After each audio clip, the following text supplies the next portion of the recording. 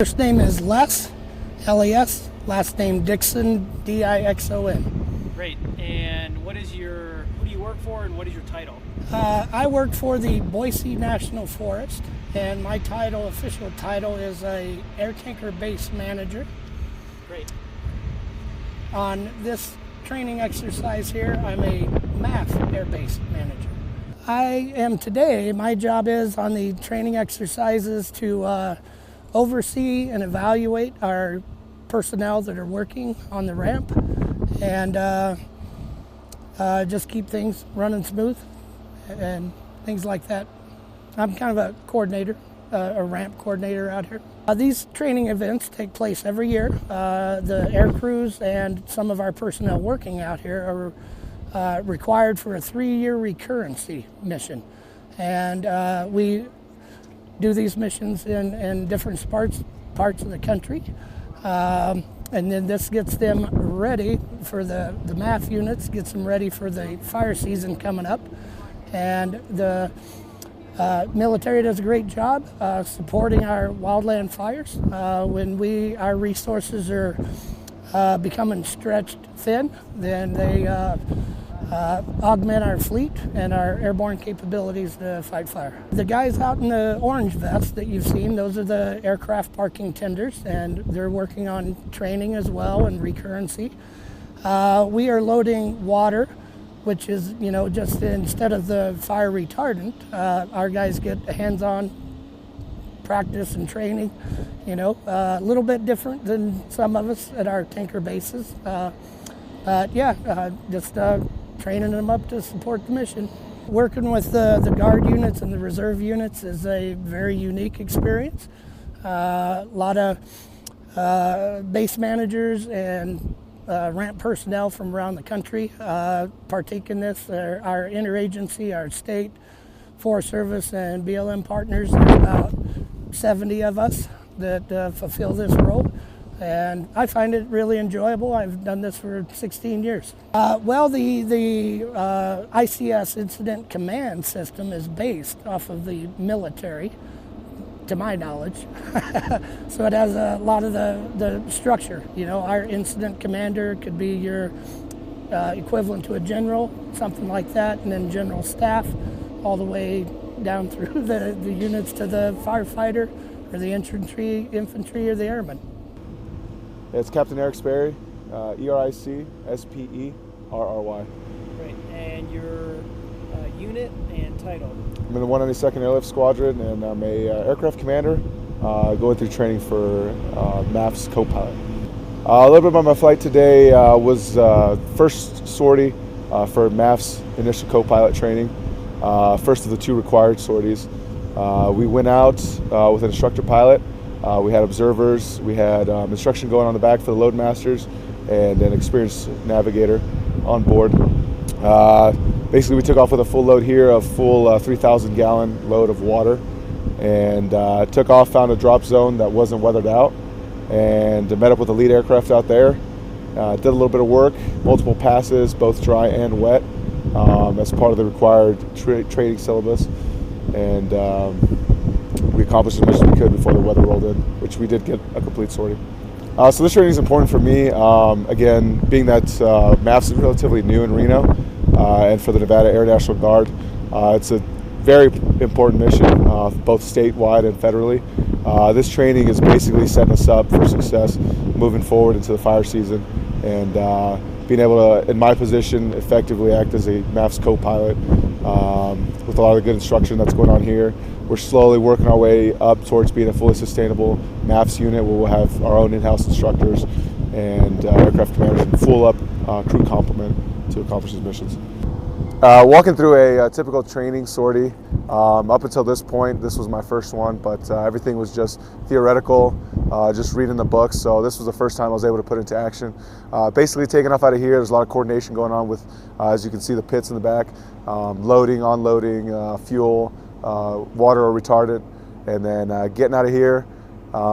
Typically, you'd like to make a call, it looks like, outside of 12 miles with the lead aircraft. They'll start communicating with them, and once you get clear into the FTA, the fire training area, fire traffic, Yes, here's we start over there. Once you get cleared to the FTA, you basically try to get eyes on the lead aircraft. They'll do a great job of communicating with you based on your clock position. You'll be altitude deconflicted. There may or may not be other fire tankers out there. Initially, they'll give you a first pass, which is show me pass. That's kind of just a rough walkthrough to show you exactly where they're going to want you to lay the retardant or the water for training. And once you've got a good grasp and the whole crew's basically on board on exactly what the objective area is, you'll be cleared down to the drop altitude, and at that point is where you're following the lead in and making the drop based on what their requirements or the folks on the ground's requirements are. And that's basically what it comes down to, is what the ground people need to help either fight the fire or prevent the advancement of it. There's a lot of trust involved, especially doing this interagency work. It seems like there are some kinks to work out as far as standardization, but these guys and gals, I should say, are some of the best pilots I've seen just flying around and basically doing observation flights with them. I mean, they're cream of the crop, as they would say, but they know exactly what they're doing, where they want the retardant placed on the ground to help the people out, fighting the fire on the ground, basically.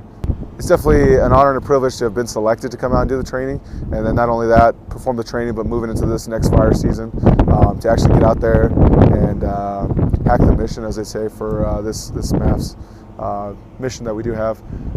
It definitely is. It's a great honor to see the rest of our squadron mates as well progressing in this mission set that we do have. So I'm looking forward to getting out there and being able to put what I've learned here to the test out there.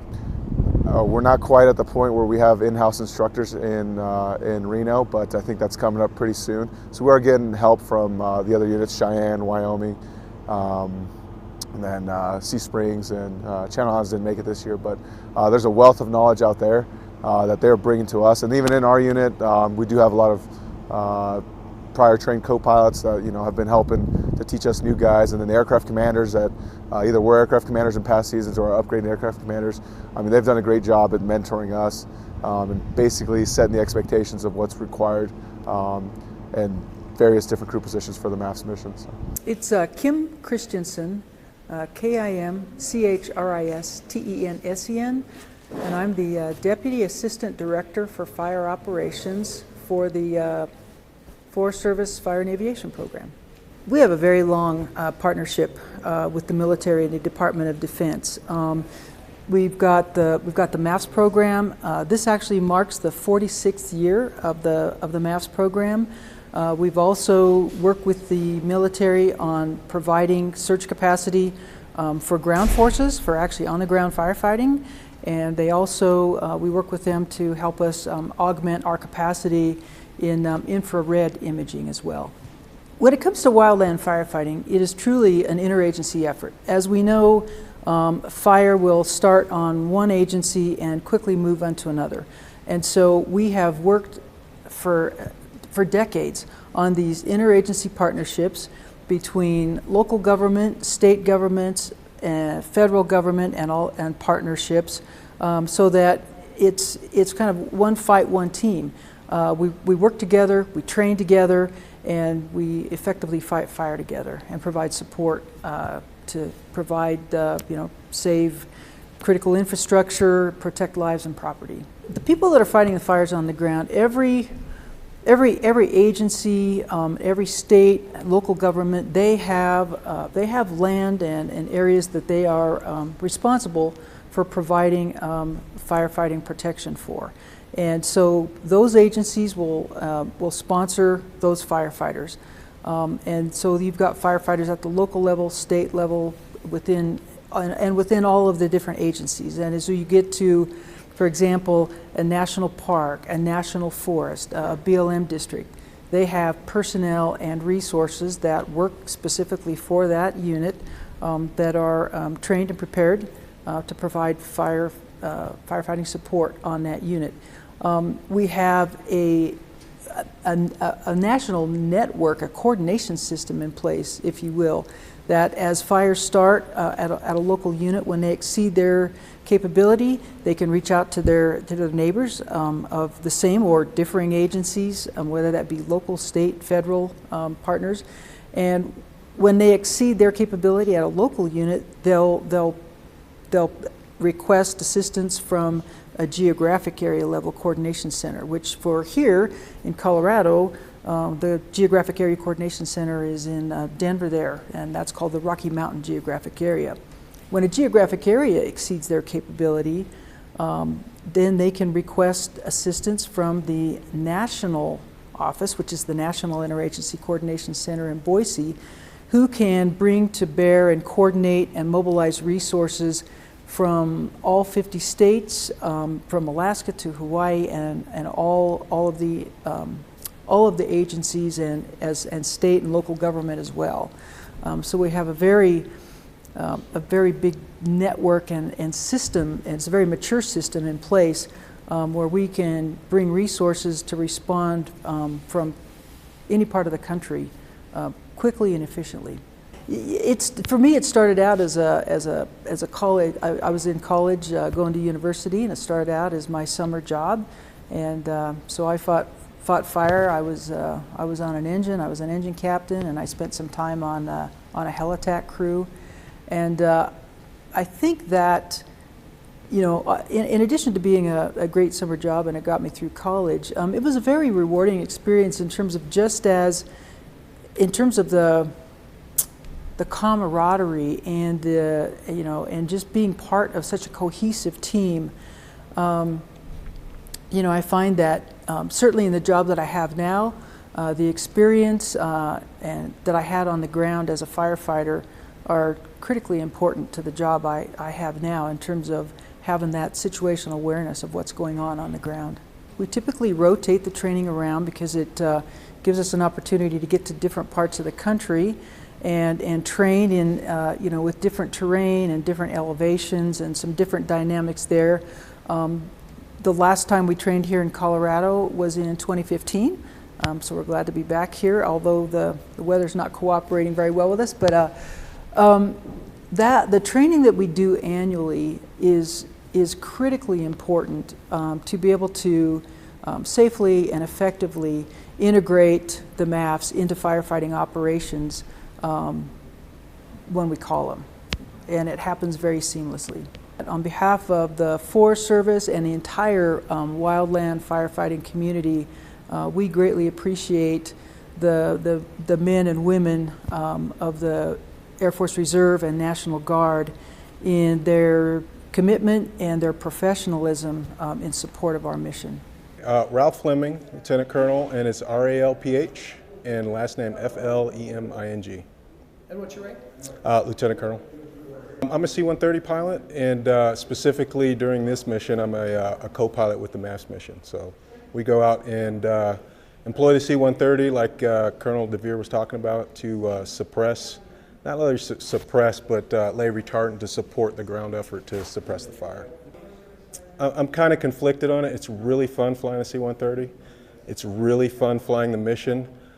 But for training, I have a little bit more fun because there's not actually a potential for destruction. It's a challenging mission, but we're not worried about somebody's losing life and property.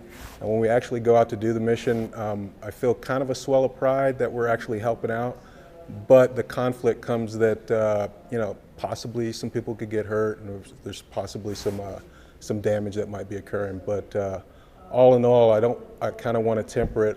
I'm happy, I enjoy the mission, but I'm not enjoying the fact that we're actually out there trying to keep people from getting hurt. Inherently, flying is challenging, so there's the risk of, hurtling through space away from the ground.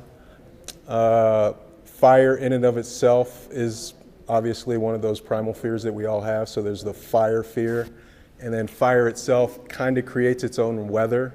So we're versed at trying to mitigate those hazards normally, like not flying in thunderstorms, staying away from icing, that sort of thing. But when fire's involved, you have another set or a subset of, what's the word I'm looking for?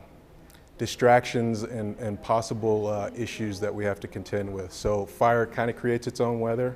There's also the smoke that's involved, and then there's the proximity that we're flying to the ground and the other aircraft that are out there supporting us. So flying kind of carries risk, but fighting fire and flying near fires carries another set of risks, and that's why Colonel DeVere was talking about us coming out to actually do training and refreshing ourselves on the skills that we require to actually mitigate the risk and actually go out and support the mission. Well, C-130s in general, worldwide, we can go wherever we can get gas to go to. The firefighting mission goes wherever the fire requires us to go. So we are a support asset and we're a surge capability. The civilian tanker force is the primary call that the Forest Service will use. Once they need a surge, they'll make a request through the military chain of command, which will come through NORTHCOM, and then we can go out and support the fires. So, for instance, last year, California was a hotbed, so we went out and did some support there. Sometimes it's in Boise. We just don't know. Fire's unpredictable. If something catches on fire, they need our help, they call for us and we go. We try to change on a yearly basis where we host the training.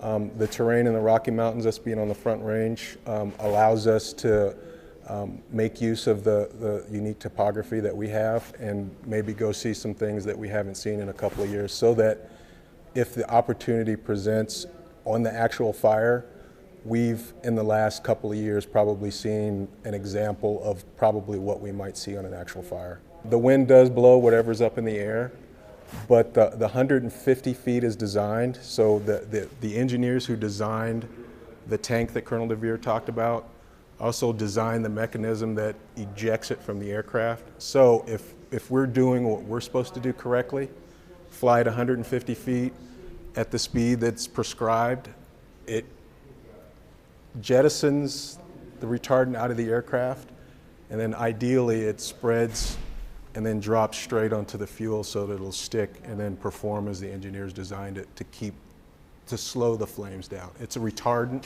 so it's not putting the fire out, but we're trying to slow the progress so that whoever's on the ground can actually get the real work done. The reality is that if you flew on an airplane, you take off and you land, at some point, at least twice on every flight, you pass through 150 feet. So that in and of itself is really not that's not the challenge. The challenge is we're at the edge of the performance envelope on this aircraft. So like Colonel DeVere said, there's 3,000 gallons, so that equates to roughly about 25,000 pounds extra. So that's extra cargo that we have, and we're flying low and we're flying very slow. So it's not like in a car, for instance, you pop a fan belt, you just pull over onto the shoulder. Something goes wrong at that level, out in the woods, and you're slow right on the edge of performance for the aircraft. There's a whole host of what ifs. What do you do? Where do you go? How do you handle it? And so that is part of the training that we have to do, is what if it to death, so that we can support this challenging mission and safely bring everybody back so that, you know, we can support it again in the future. So it's like most things you can closely approximate. The real challenge is at the real fire, but most of the people that we have actually instructing us have been doing this for quite some time. So in most cases, they have the breadth of experience so that we can actually discuss the what if, so that it's not the first time that we've thought about the concept when we actually encounter it on a real fire. Everybody likes the planes flying overhead, but the lion's share and the real work gets done on the ground. Those men and women are, and in a lot of cases, some of us too, are directly, in many cases, impacted by whatever it is that they're trying to fight against. You know, maybe a fire has gone through and hit some people's houses, or at least firsthand or secondhand. They know somebody that's hurt. And we're supporting their effort, suppressing the fire, but they're standing right up against it, and it's hot, and it's noisy, and it's dirty. So, you know, I would just ask the next time you see one of those people, you say thank you, because often it's thankless. Often they're working out in places where no cameras go to, so we get to come back and, you know, have a hot meal and hot shower. Technical Sergeant Billy Johnson, Billyljohnson, Loadmaster, 192nd Airlift Squadron. Loadmaster for this training, we're in charge of the system in the back. We have a little bit over 14,000 pound system that's loaded, takes up the whole cargo compartment if you haven't seen. We're in charge of making sure that all the systems, the compressors and the water, all in the retardant, all exit the airplane safely. And we set the levels for the pilots. The pilots and the lead planes will let us know what coverage level we need based on the fire and the terrain, and we'll go ahead and set that, and we make sure that all the systems operate as they need. The coverage level based on fires create their own kind of weather systems, if you will, and they can, depending on the terrain, they can spread pretty rapidly, or they can kind of sustain where they're at. And so the lead plane, they'll fly in front of us and they'll tell us basically what coverage level is appropriate for what they need, what kind of line the guys down on the ground need. And as we switch the settings, there's like a science behind all the coverage of what they need. So they have hardworking crews on the ground that are letting us know what kind of coverage level they need, what kind of line they want down. So we coordinate with them and make sure that we get all the lines that they say they need. So, you know, we're at the will of the fire service and the guys on the ground that are doing all the hard work. They're coordinating with the Forest Service, and we have a number of dispatch units that'll call up to the lead aircraft. They'll call up to the airplanes that are flying over, and it's just one big team effort to really get it all down. Our unit, we're just getting home from deployment. We did a lot of great flying out there, so now it's fire season. We're getting prepped up for that. We've got a lot of new guys that are learning the systems and learning how to fly. It's very intense flying. It's very labor intensive. Everybody's got a lot of work, and anywhere from the pilots, the engineers, the navigators, all the way back to the loads. We all have a lot we got to do. We got to get out of the desert mentality and start getting into the fire mentality, because this is some serious flying, and it's just very important. And I know one of the key words that they're harping on is risk. There's a lot of risk with this flying super low, slow. There's a lot of factors. Like I said, weather's a big one. Fires create their own weather systems, believe it or not. And when you're flying low in the flames, it gets hot. You have a 14,000 pound plus system in the back of the airplane. You're very heavy, flying at almost the max capacity for takeoff. So when you have that and you start adding closer to the ground, you don't have a lot of time for error. You're really low, you're really slow, and that's a huge safety factor in itself. Also CRM, that's what we call crew resource management, just backing each other up, making sure that we're all on the same page. Nobody has any hidden agendas or loses situational awareness. We all just got to back each other up, make sure we're all safe on the plane. Right. Are you training anyone right now directly? Are you working on training on someone that hasn't done this before? Yes, we got a lot of new Loadmasters in the unit who have met their time requirements, and now they're out here training with the flying. So we're just trying to get them in the system, see everything works. Everything from the flying to even the ground ops when you get back on the ground, making sure everybody's safe, loading the plane correctly, making sure nobody's walking into propellers or anything, just showing all the new guys how it gets done, because there is a time requirement for this mission, and we harp on that a lot, and we just want experienced guys out here who know what's going on, so that way if there's a emergency with the aircraft, they'll be able to handle it. Training out here in Colorado Springs is a lot different because the terrain around here, obviously we have the Rocky Mountains, we're at a higher elevation, the Mile High State, so we're high. It's pretty relative to Nevada. We have a lot of the mountains and we're high as well. But a lot of our fires, if you guys recall from last year, were in California where it's sea level, flat, and big fires. So it's a good opportunity for us to kind of just get out and test the different terrains. You never know where the fires are going to kick off. This is obviously a nationwide thing, so we can get deployed anywhere if they call us, if they need us out there. So being able to travel and fly in different types of terrain is very important to us, because it keeps us steady for the mountain flying, keeps us ready to go for any of the valley flying and California sea level stuff. So this type of training is very important for the new people, because it's like, again, there's serious risk factors and they need to understand that flying. We're flying low, we're flying slow, it's hot, it could be cold, we've got some weather coming in, but the new guys need to get this stuff down, because this is where it happens. This is where you answer the the questions that you have. This is where you ask the questions that you have. Because once you get into the real system, it's go, go, go. There's no time for error. You have to be on your A game. So it's pretty important that all the new guys are out here learning everything I can. I just would like anybody that doesn't know about the MAFFS mission, just understand we're trying our best. If there's fires out there, I know we might not be there all the time, but just want people to know that we're working hard for the Forest Service, and we just really appreciate the support. This is a very important mission to us. We are blessed to have this capability, and we'll do what we can this fire season. My name's Nathan Narra, Nathan-Narra. I'm a airman, first class. My title is Arms Aviation Resource Management.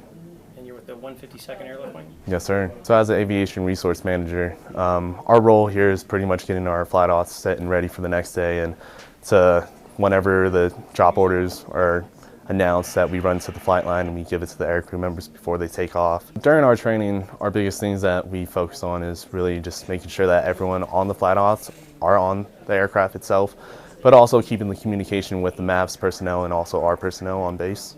Our job is very important because, like I said earlier, we keep the communication flowing in between, and also we get our aircrew members ready, and we keep up with their training and make sure that they're all current and all set and ready for this upcoming MAFFS season this summer. I'd say the ops tempo is very high up there. It's definitely a little bit stressing to some, but I think the way that we've been training and how focused we are, we're doing just fine. What we pretty much track here at MAFFS, we track personnel, sorority, drops, gallons, and so forth. As a aviation resource manager, our biggest role is pretty much keeping up with everyone's training, and at least how I like to see it is we're their backbone, and we make sure that we are accounted for their training, but also ours, and also helping out the firefighters here. As an aviation resource manager, I like to see that we're the backbones of the operation itself. The reason why is to it is because we keep track of their sorority, their drops, the gallons that we use, whether it's tar or water.